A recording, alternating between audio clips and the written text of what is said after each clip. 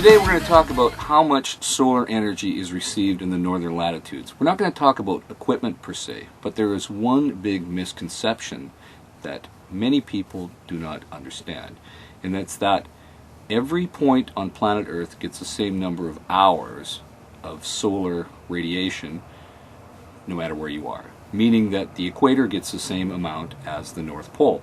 People don't understand this.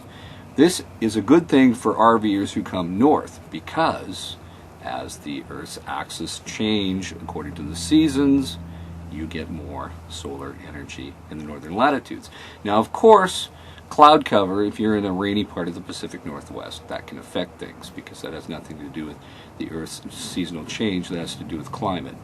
The good part about the northern latitudes is if you have a decent sized solar panel, like I got a 160 watt Go Power system on my roof, I can run anything I want pretty much as long as I want, as long as you're running LED lights.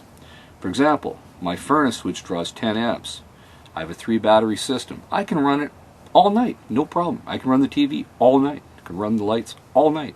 And I have enough power to bounce back. You don't have to worry about power at all. You don't have to worry about running a generator. As long as your panels are clean, you're running efficient lights, there is really no problem. Now, the dark side of this is if you're camped where the weather is bad. Obviously, you're going to have issues.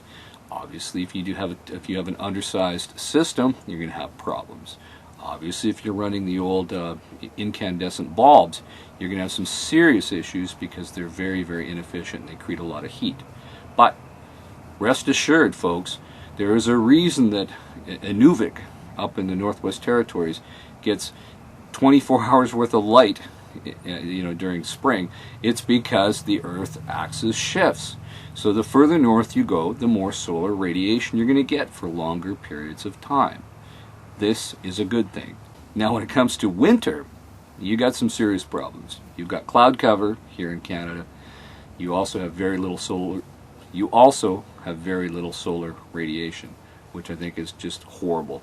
So solar in a winter is more of a trickle charging thing. It's not anything to be taken seriously because the amount of solar panels you would need would be ridiculous if you're going to use it, especially for a 10 amp motor to run your furnace.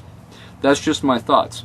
So don't worry about these things. Don't worry about how much panels do I need to expand them when I'm coming up to Canada and I'm driving to Alaska. No. As long as you've got a decent 100, 200, 300 watts and you've got efficient equipment, you can have no problems. Seriously, folks. In the meantime, folks, stay safe, keep your wheels in the ground. I'll talk to you soon.